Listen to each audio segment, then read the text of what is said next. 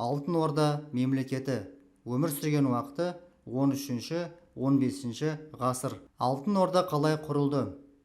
Шыңғысхан ұрпақтары атасының өсиетін орындау үшін 1235 жылы Моңғол империясының астанасы Қарақорымда үлкен моңғолдардың құрылтайы өтті. Бұл құрылтай бойынша батысқа, яғни Европа елдеріне, шығыс Европа елдеріне моңғолдардың жорық жасауы туралы шешім қабылданды. Ал 1236 жылы бір жыл бойы дайындалған моңғол әскерлері өзінің Европаға алғашқы жорықтарын бастады. Бұл жорықты Шыңғысханның немересі Жошының баласы Бату басқарды. Моңғолдардың Европаға жорығы 1236 жылы басталды, 1242 жылы аяқталды. 1241 жылы моңғол әскерлері Адриат теңізіне дейін барып, бүкіл Европа әскерлерін талқандады. Сонда осы 7 жылдық жорық барысында Жошы ұлысының жер аумағы Ертістен бастап Дунайға дейінгі жерге дейін өз аумағын ұлғайтты. Міне осы жерлер 1242 жылы Алтын Орда мемлекетінің құрылып, жер аумағының ұлғайғандығын білдіреді. Енді біз карта бойынша Алтын Орданың жер аумағын қарастырып көрейік. Алтын Орда бұл Жошы ұлысының аумағында құрылған ең алғашқы мемлекет.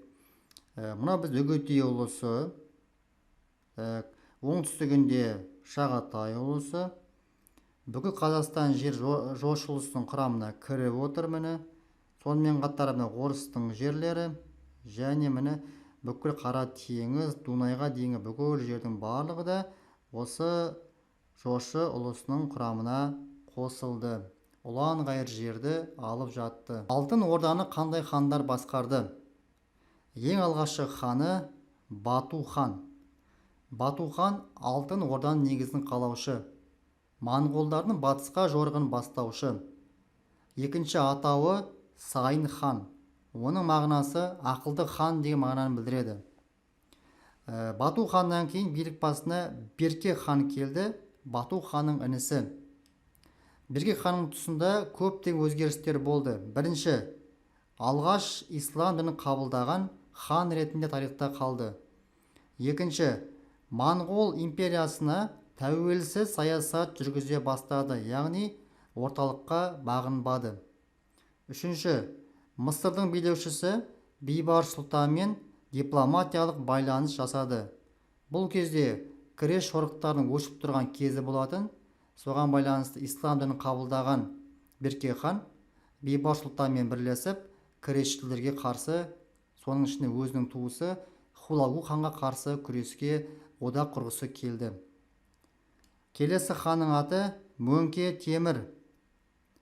Моңғол орталығынан бөлініп, дербес мемлекетке айналды. Бұл Мөңке Темірдің тұсында. Осы ханның тұсында өз атынан теңге соқтырды және өз атынан жарлықтар шығарды. Өзбек хан 1312 жылы тарихта Алтын Орда мемлекетінде исламды мемлекеттік дін деп жариялады. Сонда 13 ғасырда алғаш исламды қабылдаған хан Берке хан болады. 1312 жылы исламды мемлекет дін ретінде қабылдаған болса, Өзбек хан болады. Келесі ханның аты Жәнібек хан. Өзбек ханның ұлы.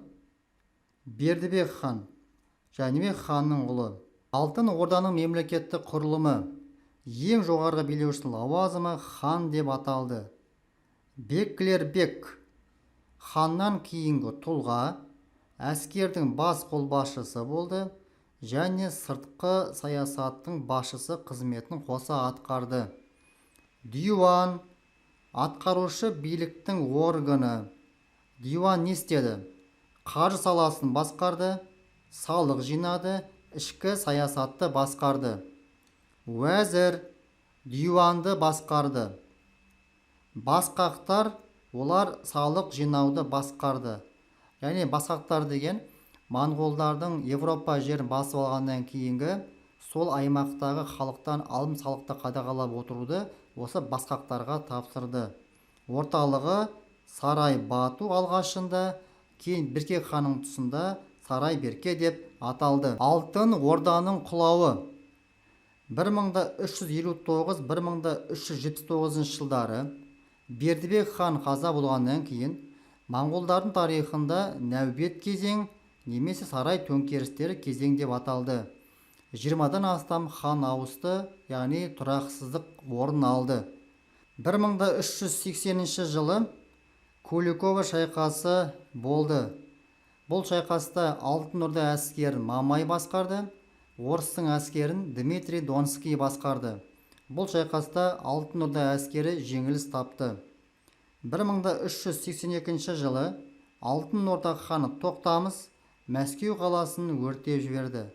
Тоқтамыс жошының ұрпағы 1380-1395 жылдары Алтын Орданы басқарды.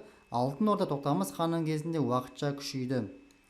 Күшейіп алған Тоқтамыс хан 1389, 1391, 1395 жылдары Әмір Темірге қарсы шайқасқа шықты. Бұл шайқаста Әмір Темір жеңіске жетті, Тоқтамыстың әскері жеңіліске ұшырады. Бұл сөзсіз Алтын Орданың әлсірегендігін білдіреді.